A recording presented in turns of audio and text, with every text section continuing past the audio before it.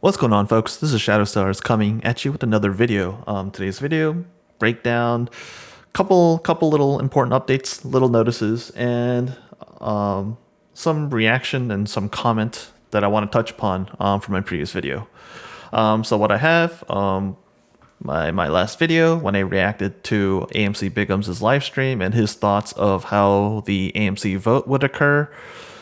A lot of comments, 61 comments. Obviously, some of them I already responded to, some I haven't yet. But it's really, I find this stuff hilarious. You know why? So let's take a look at this guy, Jonathan Lab. I don't know how to pronounce his last name, but okay. 60 to 65 is the reverse split, assuming the arbitrage price is $6. Funny how someone that doesn't own shares spends so much time spreading FUD. Laugh out loud. Yeah. All these folks, you start with an assumption. You're assuming that somehow arbitrage price will be $6. You assume that somehow, yeah, as a result of that, 60 to 65. That's how you get there. Now, how do you arrive at that arbitrage price of $6? So, reason why I talk about market cap, because the numbers have to make sense. A lot of people, they keep on talking about that value and somehow they just don't understand. When I did my video, AMC's price was $5.35, Ape was $2.42. You have the shares outstanding. You get the total shares outstanding combining AMC and Ape. You have the market cap of AMC, market cap of Ape. That's what you got, the 5 billion. How are you suddenly going to say that magically the market cap is going to be just generated poof out of nowhere? How are you going to say that reverse split price will be between 60 to 65? We already did the calculations. You think that the reverse split price after the combination would be 65? Market cap would be 9.4 billion. Your current market cap is 5. How does it magically inflate 4 billion? Please, someone answer me this. How does that occur? When you have, we know from the document, 1 for 1. You have 100 shares of Ape. You have 100 shares of AMC. You do pre-vote, pre-split everything. Or pre-reverse split and pre-combination. If everything goes through, how many shares does it say in the document you'll get? Do I need to pull up the SEC filing? Should pull it up.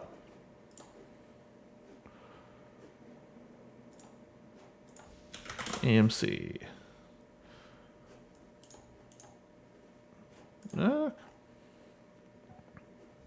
Oops, sorry. I want to pull up AMC instead. Let's pull up their proxy statement. It is absolutely wild. Let's pull it up again for the folks who just can't seem to read. They tell you right here, I pulled it up live, pulled it up from the SEC Edgar website. For example, if you hold 100 shares of common stock and 100 shares, 100 Ape, when the charter amendment proposals become effective, you will automatically thereafter hold an aggregate 20 shares of common stock, 20 post-split shares of common stock issued for the 100 pre-split shares of common stock, and 10 post-split shares of common stock issued for 100 Ape. So what did I say? You hold 100 AMC, 100 Ape, pre this vote, if it goes through. They tell you that that will become 20 shares of common stock because you'll have 10, that 100 to 1, or not 100 to 1, 100 shares will now become 10. It's a 10 to 1 reverse split. Your 100 shares of Class A common stock AMC becomes 10 shares post split. Your 100 shares of Ape become 10 also of common stock. That's why you have 20 shares. That's how you get the situation of you add these values: 517 million, 929 million, 1.44 billion, reverse split, 10 to 1, back down to 144 million.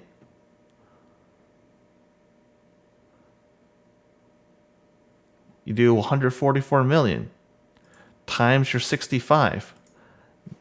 Right here, you see the Excel formula. 9.4 billion. How does that work? How does that magically, how do you generate 4 billion extra market cap? That can't happen in this situation. The filing is absolutely clear on this. But hey, folks, you want to keep on arguing that? Whatever. It's no different from you guys saying, hey, 2 plus 3 equals 8. That's what you guys are telling me. 2 plus 3 equals 8. You can scream, you can shout, you can repeat it as many times as you want. 2 plus 3 does not equal 8. Not in normal math. I don't know what sort of math class you took. I don't know what sort of education you received.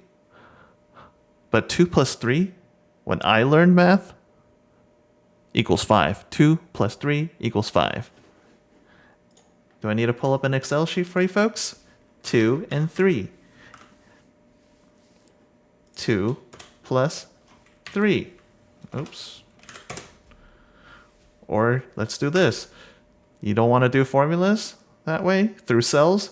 Equals 2 plus 3 equals 5. My goodness. But whatever, folks. You want to keep on doing that? Keep on arguing that. I mean, I'm trying to help you folks. I mean, giving you the exact numbers. I'm showing you the filings that you can read.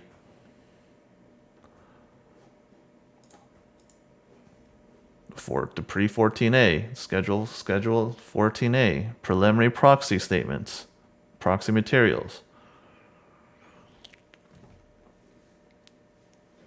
You keep on saying, "Oh, you're spreading FUD. Oh, you don't have a position." Okay.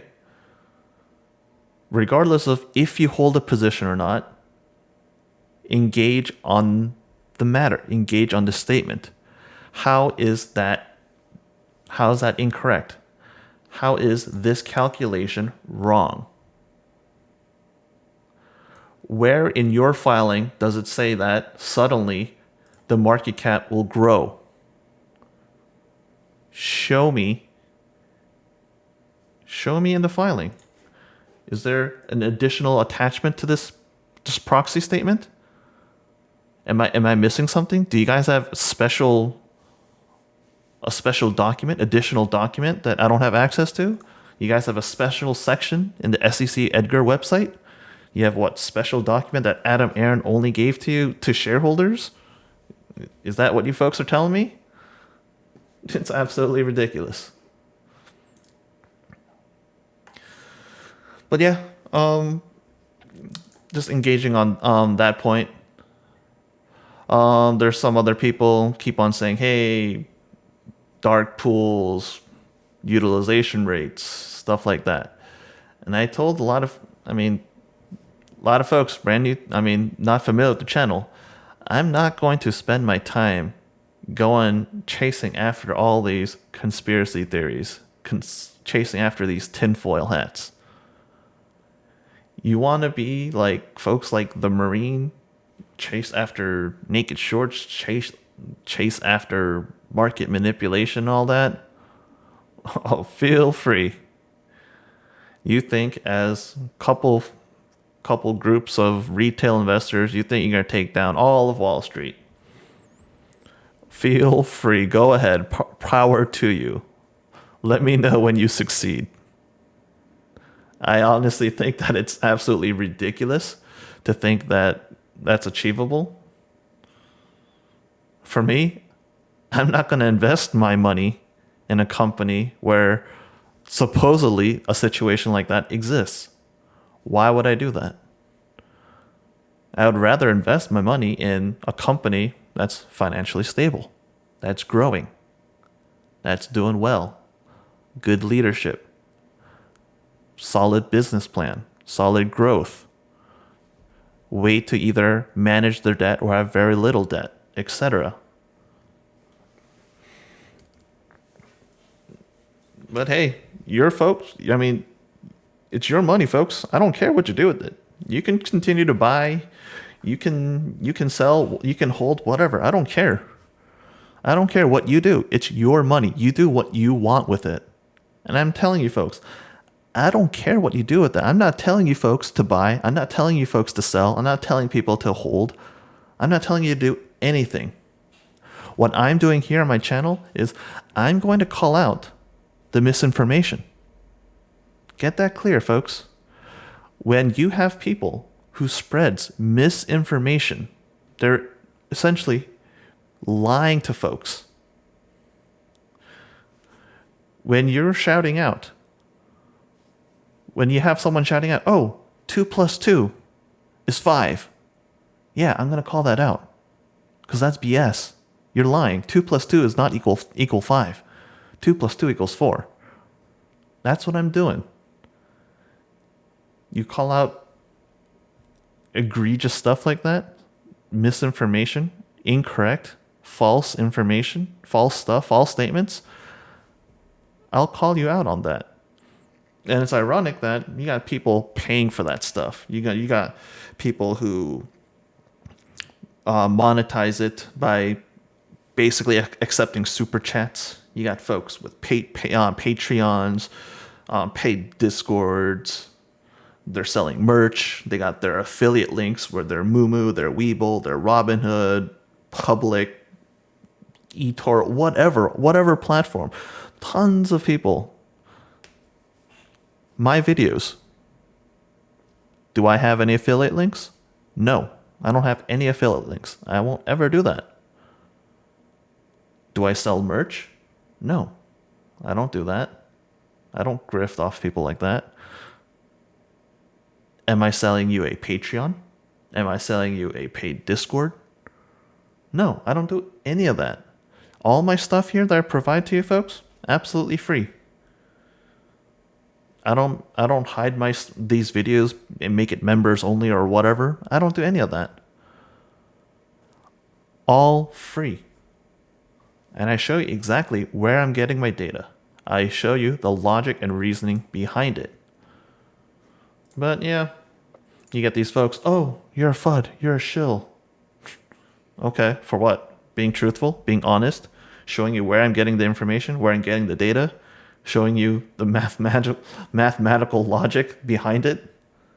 Because I tell you 2 plus 2 equals 4, not your 2 plus 2 equals 5.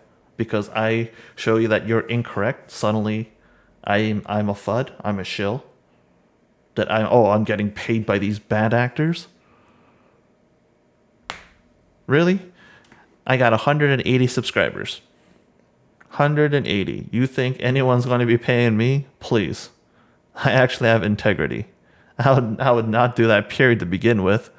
Nonetheless, the fact that you think I hit anyone's radar with this? Give me a break. I mean, think logically, folks. Anyways, I think that's as much time as I'll spend today on this video regarding that. And yeah, I know. Stock retail, don't worry. I'll be covering his information soon enough. I've watched, one of his videos? Sticking to facts? Oh, trust me. I know when people cherry pick their numbers. I know when they like to manipulate it. That's why I had that tab, stats don't lie, numbers don't lie. Yeah, to a degree. Why do you think people love to talk about numbers in a sense? Love to use charts, love to use graphs. Because if you're smart enough, you can have it show you whatever result you want, essentially. Now, it's important to show both sides, all the different facets of it.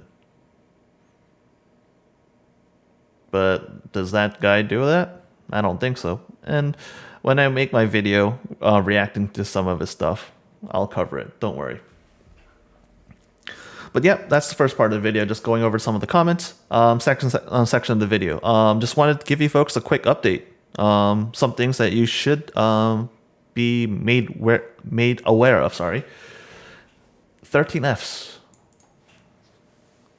These official SEC filings for a lot of the institutional holders showing what positions they hold as of end of Q4 2022. So December 31st, 2022. Whatever positions that they held in whatever companies that they owned, provided that they have at least $100 million, they got to file it within 45 days. So end of March, past January, coming up, always middle of February. That's why you can already see that some of these filings are already trickling in. So once again, I showed this in a previous video. A lot of people, I know you love to use holdings.com, you love to use Fintel, you love to use whatever website. Yeah, keep on using that stuff where you get a lot of discrepancies, a lot of issues. Pull it from the original source. They're pulling the info from the SEC Edgar website. You're adding in an extra layer of potential mistakes. So here, SEC Edgar, use the CUSIP of AMC. Type that in, search for 13FHR, plug in your dates. You can already see that there's 71 search results so far. Some have already filed amendments to their initial results. But we'll see. Within the next 2 weeks, we'll know, hey, BlackRock. We know BlackRock was a massive holder of AMC shares, 25 million. Vanguard, 49 million. State Street Corp, 10 million. Geode Capital, 6.8 million. We'll get updates on these positions as of end of 2022. We'll see. What did they do during that time? Did they continue to hold all those shares? Did they cut more of their shares? Whatnot. And I found that, hey, you know what? Simplex Trading, they updated their position. They filed an update. Where was it? Simplex Trading, LLC. 12/31/22. They filed it today, February 2nd, 2023. Got the document right here. You can search it for AMC, or another way, more accurate way really, search it by the CUSIP. Bam. Tells you the amount type, SH, shares, number of shares, 6,500. Tells you right there. You can also look, oh, they hold calls. CUSIP number, the amount. What is that? 5.6 million calls? And do I have anything else? Yeah, puts. How many puts do they own? 3.44 million puts. Or no, hold on. Sorry, not a put. That was also calls. Or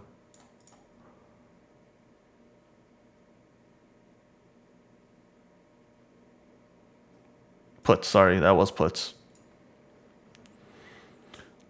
I just had a little callback when I had to read this. I forgot. I got confused. If you go back to the top, it tells you exactly what type of class it is. So it's puts, you got shares,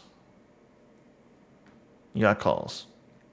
So we know all the different situations. That's the text. You can also do it straight from the actual filing, pull up there in HTML. But this can take some time to load. So it tells you.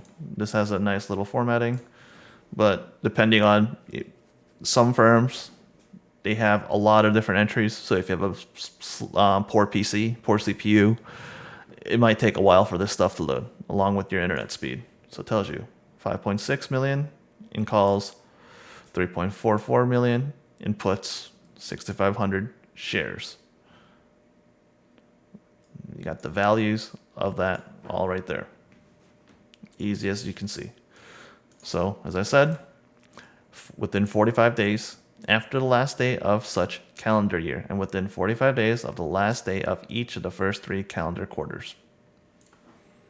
So, within the next 2 weeks, if they file it all on time, we'll see. We'll get the updates. And I'm very curious to see how these firms moved. Any other firms that jumped in that had a lot more? We'll see. And on top of that, remember that what I do here, folks, I track ETFs also. There's ETFs that are actively managed. There's ETFs that change their shares day by day. So we can see I'll track 47 ETFs. I'm subtracting one. I haven't took the time to erase this from my settings. The bond one, the BKHY.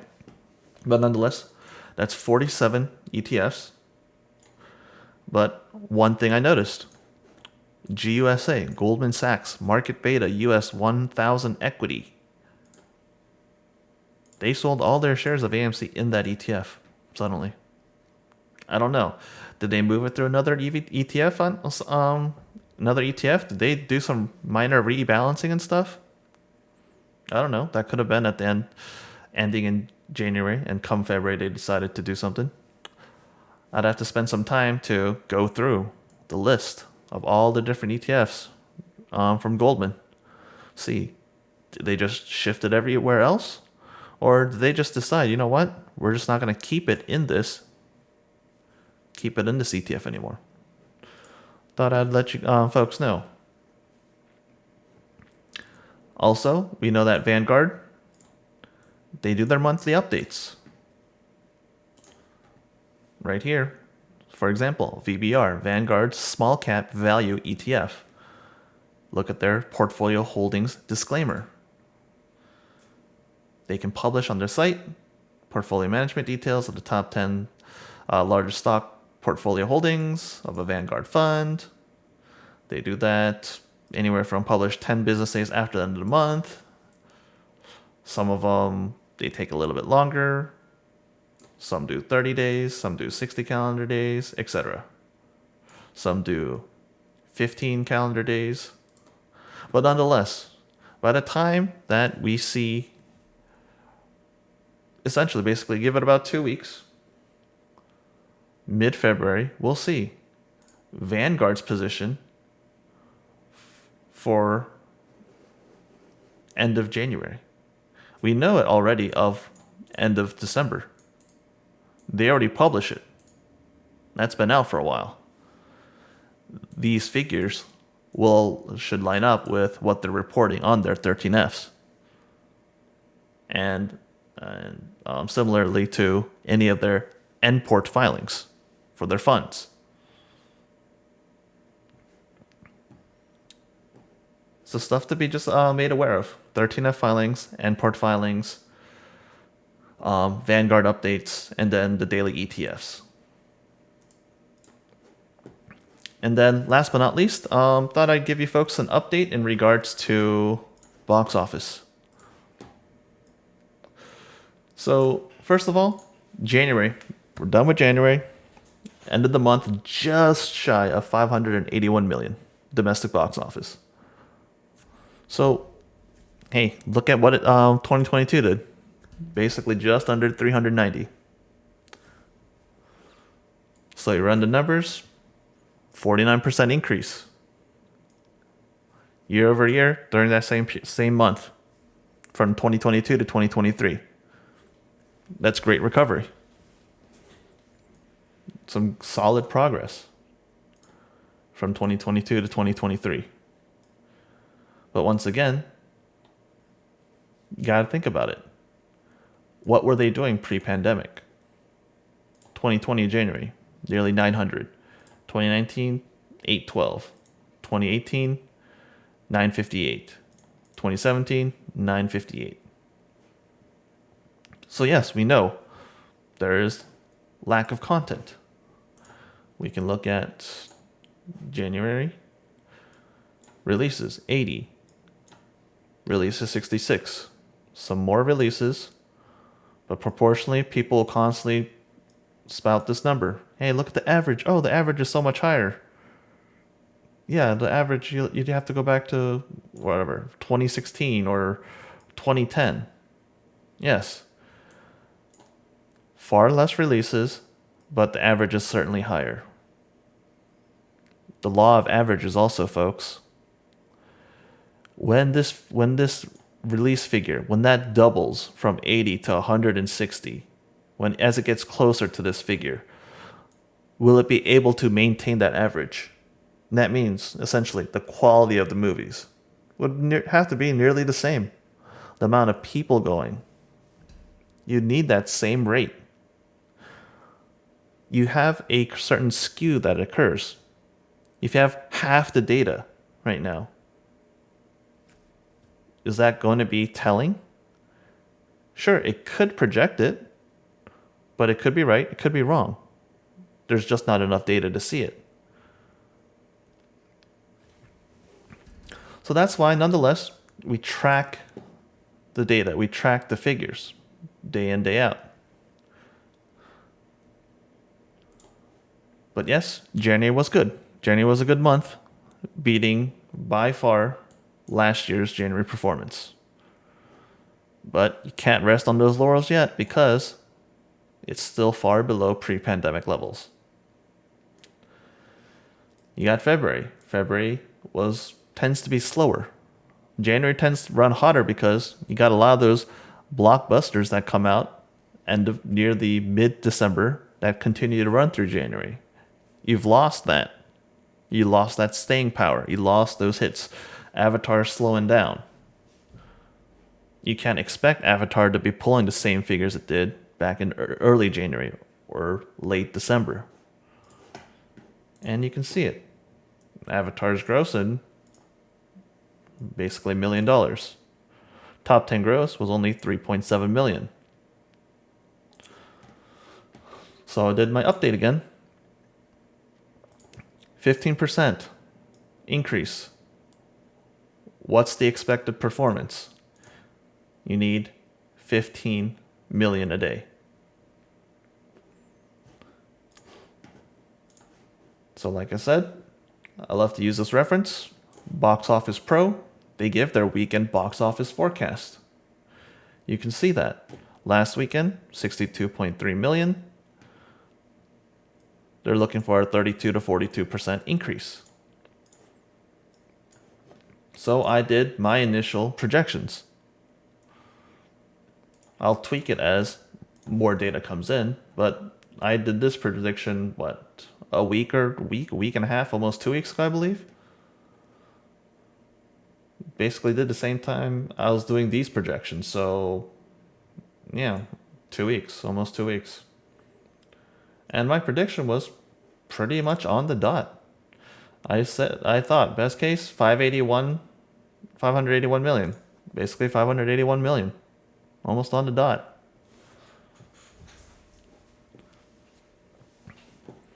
So it tells you that you can look at previous trends. You can see, look at what these industry analysts are saying, what they're projecting. They're giving you what the 3-day forecasts are. They're telling you what to expect. And you can look at previous history. You can see how previous days have done. From there, you would draw your modeling. You would draw your forecast. And then you can see how potentially that will have an impact on AMC's financials. So that's what I'm saying. We have January's figures. I've modeled out in my situation, February's figures. I gave a generous boost for February. Now all we need, modeling for March. then bam, we have Q1 2023 figures. With that domestic figure, then we can go back. Plug it in.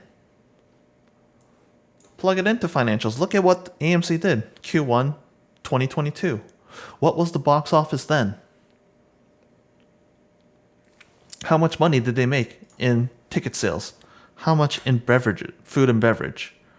Others. How much did they spend on film exhibition? How much did they spend on food and beverage? What was their rent? What was their operating expense, etc.? How much are they paying in their debt? And you can all see that. You can do some modeling, you can do some predictions and see. Is that enough for AMC to break even? Is that enough for AMC to generate a net profit? Folks, brand new to the channel, I already did this before.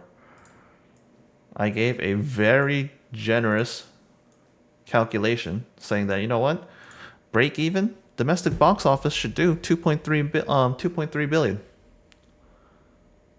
If it does 2.3 billion, other factors remain pretty equal in regards to admissions, revenue breakdown, food and beverage breakdown, their costs. I mean, I'm giving the benefit of the doubt in regards to operating expenses, rent, depreciation, etc. Giving the assumption that, you know what, your profit margins will continue to stay about the same. We see in the markets that inflation is still going on. You think companies are immune to inflation? You think rising costs in products, raw materials, you don't think that'll impact costs? How much will AMC be able to increase costs of their food, their popcorn, their sodas, their nachos, whatever, their candy?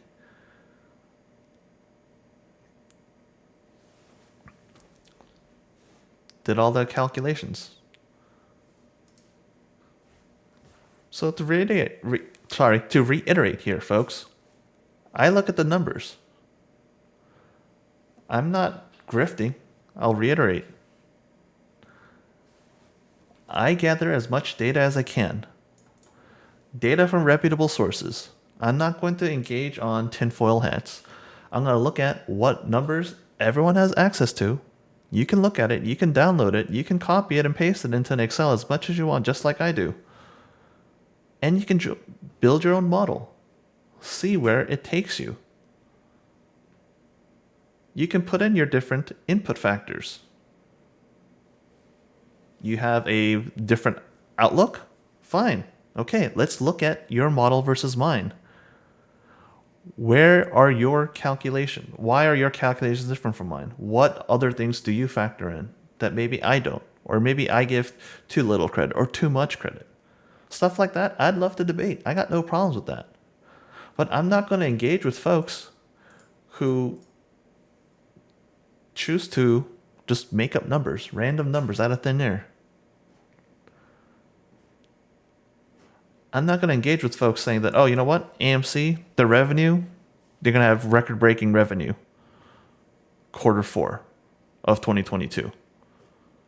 Tell me how they're going to have record-breaking revenue when Q4 domestic box office had less revenue than Q3. That doesn't make sense. What in their business model has changed so much? What in their profit margins have changed? Have they suddenly renegotiated their contracts with movie production studios so they get a larger portion of their ticket revenue? Did they suddenly were able to get a mass economies of scale in somehow the way they produce their food and concessions? Were they able to renegotiate deals with their the distributors, the places where they're getting their product from? Were they able to renegotiate for a much lower deal? The numbers have to add up. There needs to be logic and reasoning. Where's the evidence? Where's the facts? That's what I'm here to do. And I let the numbers dictate the type of stance that I take.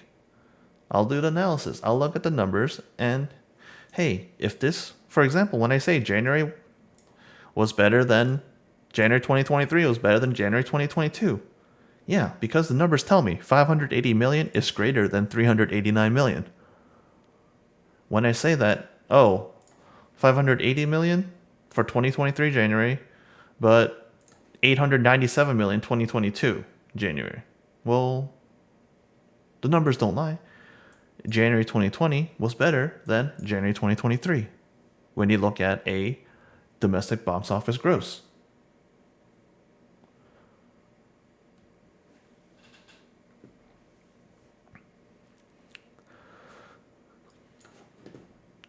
But yep, right now, first 2 quarters, first 2 months, let's say best case 581, and we do another 581 in February. What is that? 581 times 2. 1.1 billion, 1.16 billion. When I did my break-even calculation, what did the box office need to do? 2.3 billion. We can see Q2 2022, box office did 2.3 billion. What was their net earnings? They had a net loss. They burned $121 million. That's even the best case. Yeah, sure, you might have different revenue streams. That's another video I need to make. I need to find more time to make that. But hey, people say, popcorn in grocery stores. Oh, credit cards. Okay. 2.3 was not enough to have a net profit. Is selling popcorn in grocery stores, in malls, etc. Is that going to be able to offset? Is your net profit, your margins from those sales, from your credit cards, is that going to be able to offset this? If not, if you have, let's say, 1.8 billion domestic box office gross, or let's say 1.9, let's say it matches Q3 2022. How much did they burn Q3 2022? They still burned $200+ million. And that's why I pay so close attention to the box office. The box office and how well it does will give an indicator as to potentially how well the company AMC will do. If the box office is slow, what does that mean? It means less people are going to the movie theaters. If less people are going to the movie theaters, AMC will be impacted because less ticket revenue, less concessions revenue. And AMC is driven largely in part due to its concessions. That's where they make the most money. They're not making much money on ticket revenue.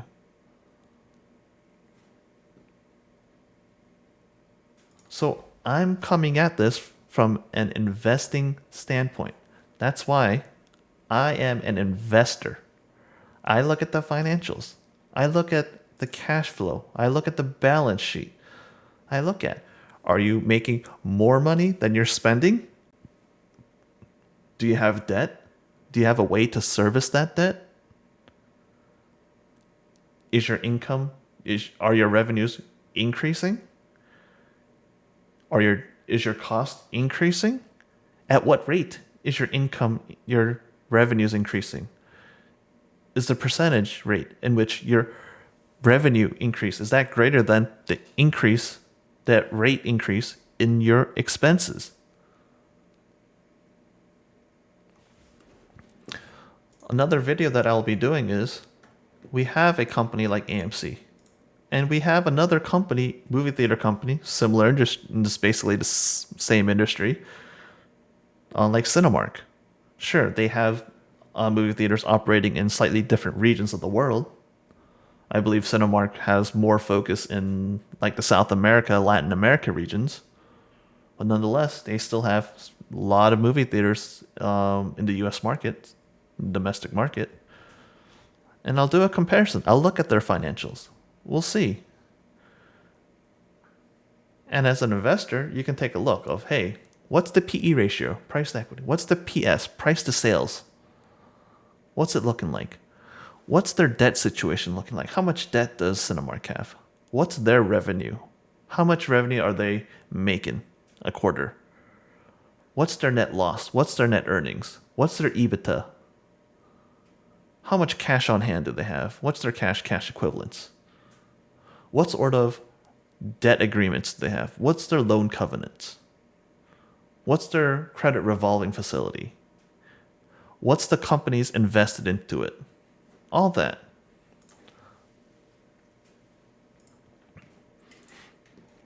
I can probably guess that a vast majority, a large percentage of folks who are in AMC as a play, you didn't do any of that because you weren't investing in the company.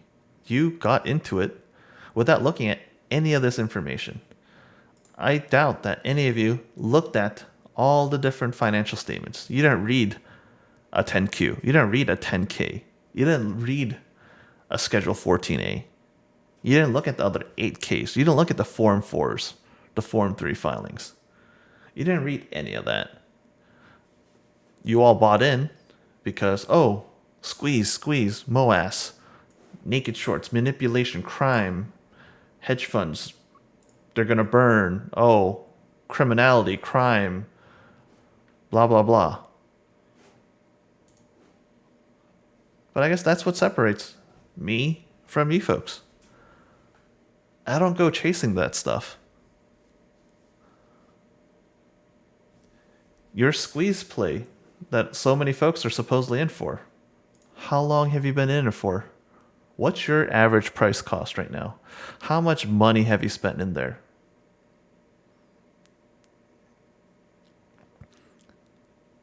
What does the stock price need to do? How far does it need to go back up for you to break even? And furthermore, what's the opportunity cost? If you had spent that money somewhere else, what could you have gained? That's all calculations you should be doing if you are investing. I don't know about you folks, but for me, when I invest in the stock market, I want to grow my money. We got inflation. That was at 4, 5, 6, 7, 8+%. I want to have my money grow. If my money is sitting at a bank earning less than 0.5%, yeah, inflation's going to eat it up. So I invest money into stock market. I invested in stocks. I invested in options. You can buy bonds, etc. But I do the research. I look into the financials. I look into it. Oh, does this company pay a dividend? Is this company profitable? Look at the cash flow. Look at the balance sheet. All of that. That's the difference. Sure, you can chase momentum plays. A lot of people do. But it all comes down to your type of investment, your trading strategy. How much are you willing to risk? What is the likelihood that you'll be successful? And I'm not telling you folks that you're wrong or you're right or I'm right. I'm telling you, you guys invest, you guys trade in that manner, and I trade in my manner. I think that my method would certainly be a safer approach, that it would be more consistent. But hey, that's me. I didn't buy a stock that was $72 and saw it crashing down to $4. That's now hovering, in that $6 range? Yeah. I didn't hold through that. I didn't diamond hand through that. No. When I saw this situation, yeah, I played in this. I played GameStop. I played AMC. I analyzed the situation. I saw it as, oh, it's a sentiment-driven play.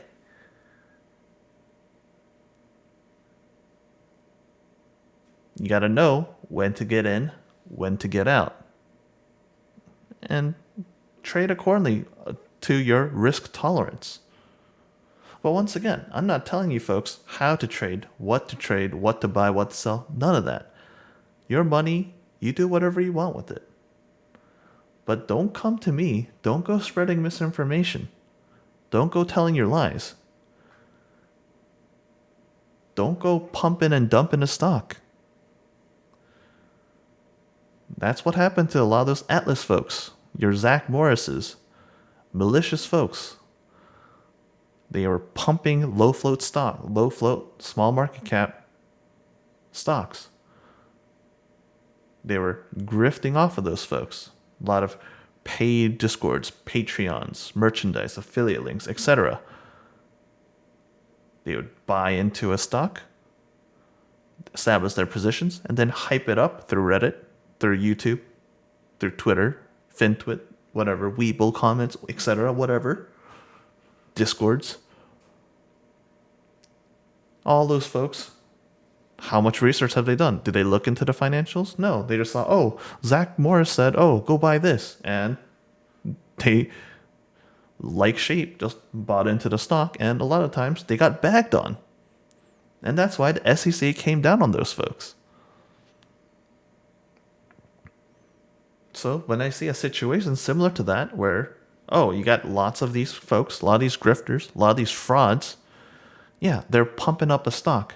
They're hyping up a stock, giving you false information. They're making statements that are clearly incorrect. They overhype. They push the sentiment in a very bullish manner, when actually the data, the information, actually reveals that it's the exact opposite.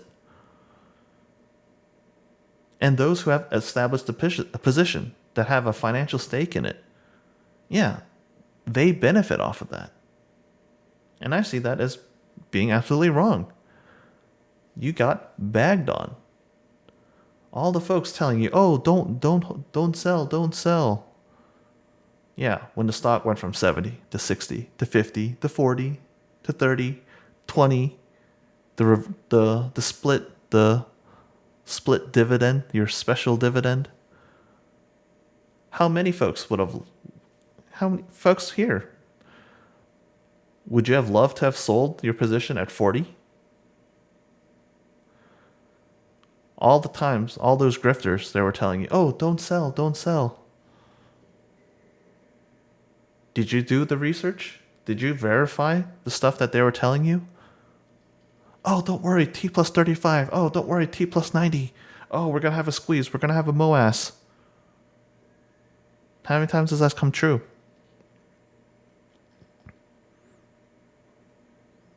How many times? Oh, yeah, I'm the BAM investor. Oh, yeah, pay for my Anemoy or whatever he calls it model. Yeah, I got this zone of strength. I got this speed line test. Oh, yeah. Remember back in November? Oh, don't worry, AMC, Apes gonna be $7 or higher by end of January. Well, it's February now. What's the price of Ape? Is it over 7? Is it even over 5? No.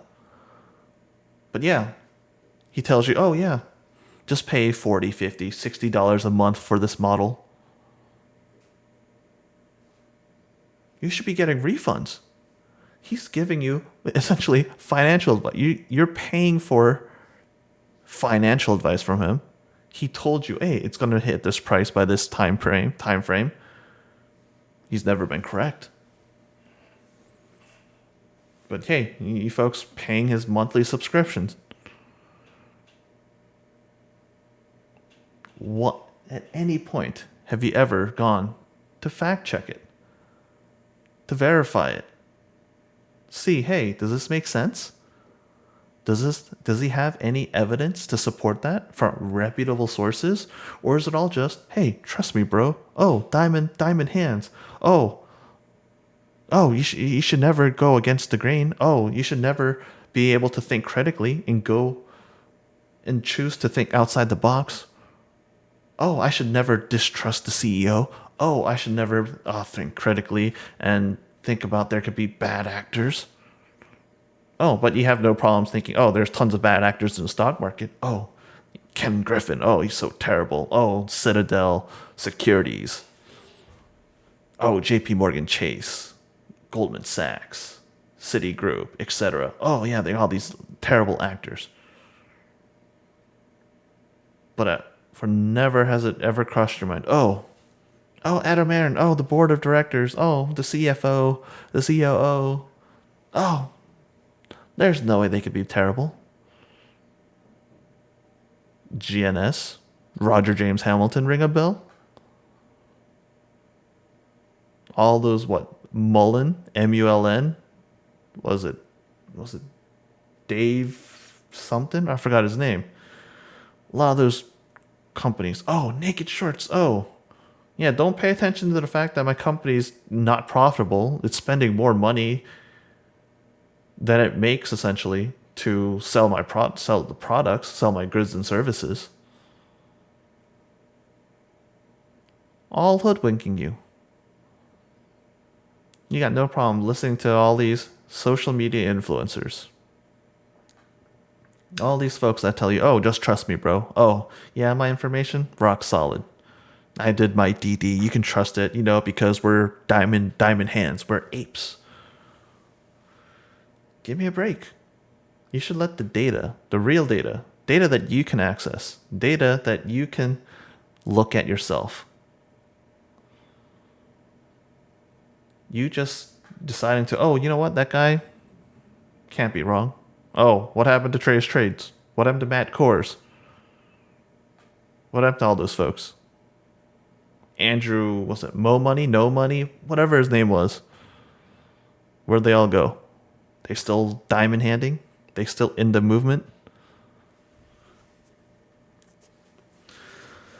See, it's ridiculous. But that's not what I'm doing. That's not what I'm here doing. I show you the name, I show you the numbers, show you exactly where I'm getting it from. I explain to you the reasoning, the logic behind it. And you can see. Use official SEC filings. The 10Qs, the 10Ks. Pull up the relevant Form 4s, the Form 3s, the 14As, etc.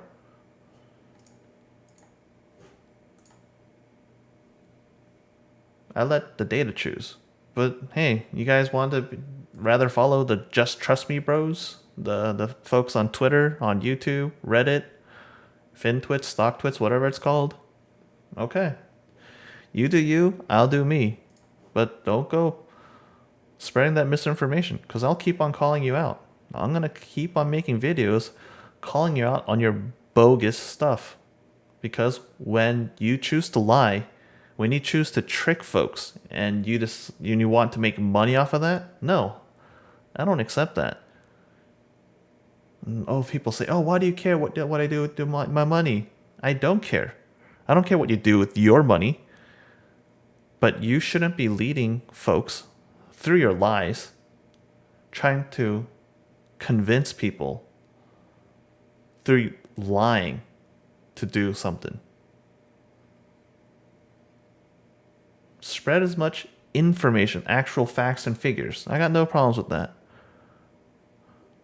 But don't go say, oh, January, if the box office is 580 mil, don't go saying that, oh, box office is 680 mil. No, I'll call you out on that BS.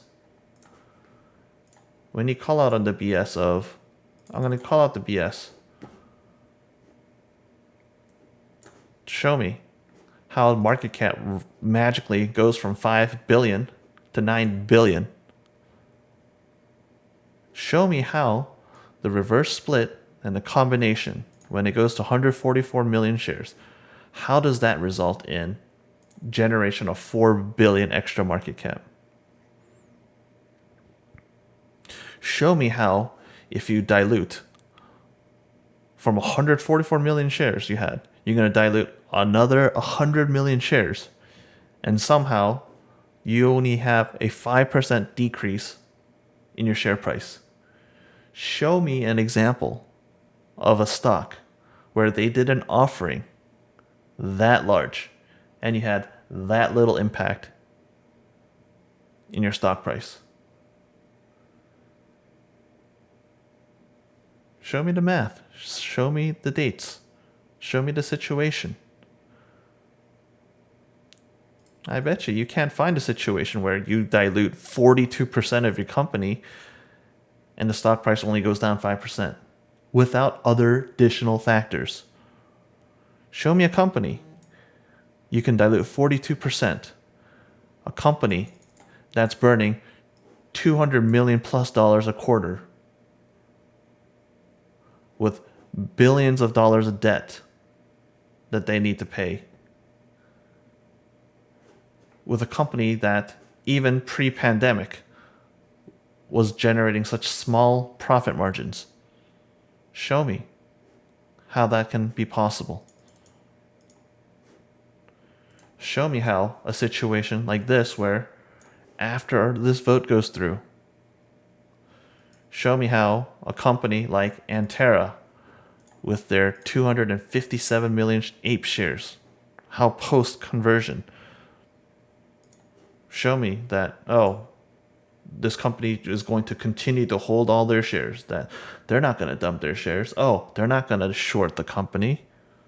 Mind you, the fact that before they got the 60 million shares, they were shorting the absolute crap out of it. I don't know, folks. I don't understand your logic. From a numbers perspective, from a financial standpoint, does not make sense what a lot of you folks claim. The math, the numbers don't add up. And you can continue to scream, as I said, 2 plus 3. You can continue to scream that 2 plus 3 equals 8. Doesn't make you right. You can scream 2 plus 3 equals 5. I got no problem with that. 2 plus 2 equals 4. No problem with that.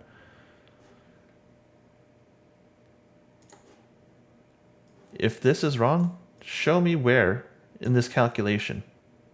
Show me where in the calculation this is incorrect. And show me how the interpretations of the 14A prove that. Show it to me.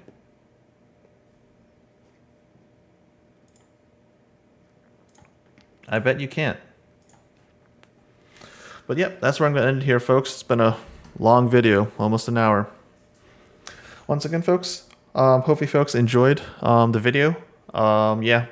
Just due to my work schedule, looks like probably I'll make a video maybe every other day. Probably looking like maybe Monday, Wednesday, maybe Friday, with a live stream on the weekend, like a Saturday. Maybe a Monday, Wednesday, or Tuesday, Thursday schedule. If there's something big news event occurs, maybe I'll find time, squeak out a short video. But my plan is probably just maybe videos 2 to 3 times a week. Couple hours on a live stream on Saturday, and that'll be it. But I honestly think that this situation, this company, AMC, I think that my time covering it will come to a close soon enough. Probably going to be shifting to calling out other folks, other tickers. I think that my DD, the research, the time I spent researching it, I don't think that much has changed. I don't think that, as so many people say, the short thesis, I don't see it being dead. From a financial standpoint, from a 10Q standpoint, look at the 10Q, the 10Ks, looking at the current recovery rate of the box office, domestic box office, and how much debt AMC has, and the time period they need to pay it by. Looking at the interest rates in the macro environment, yeah, things don't look good, and I don't see that changing much. I could be wrong, but current projections doesn't seem like it. So I'll probably shift my focus into other stocks. And I'm going to be shifting more content to kind of provide you folks with better information. And I can give you an insight as to how I invest if you're interested. I know some people ask me of, hey, how do you read a 10Q? How do you read a 10K? What are you looking at? What line items are you looking at? What sort of calculations are you doing? Yeah, that's something I do have planned. It's just limited time of what videos I can do because I have a full-time job, and just my interest level of what I want to cover. But yep, gonna end it here, folks. If you like the content, please hit the like. Also, love it. I'd appreciate it if you can hit the subscribe. Share my content, share my videos, share it with other folks. Share it with folks you think that need to be listening to this. I'm not telling you folks to buy or sell. I'm not grifting off of you. I'm just providing you information. And I got no problems engaging on folks. You got problems with my analysis? Yeah, leave them down in the comment section below. Let's talk it out. You bring your facts from reputable sources. Bring your data. Bring your stats. You do that? Yeah, I'd love to. If I'm wrong, I got no problems doing a video stating that, hey, I got new information telling me I'm wrong. I got no problem saying that. I'm not gonna be like, I'm not like those other YouTubers that, oh, they were wrong and they disappeared. Or you know what? They continue to push out the same garbage over and over. I'm not like them. But to each their own. But I'm going to continue to call out folks that put out the BS, that give out wrong information, false information, misinformation. I'm going to keep on calling that out. Whether that makes me lose subscribers, gain subscribers, whatever. I'm not doing YouTube for the money. Anyways, hope you folks have a good evening. And this is Shadow Stars out. Peace.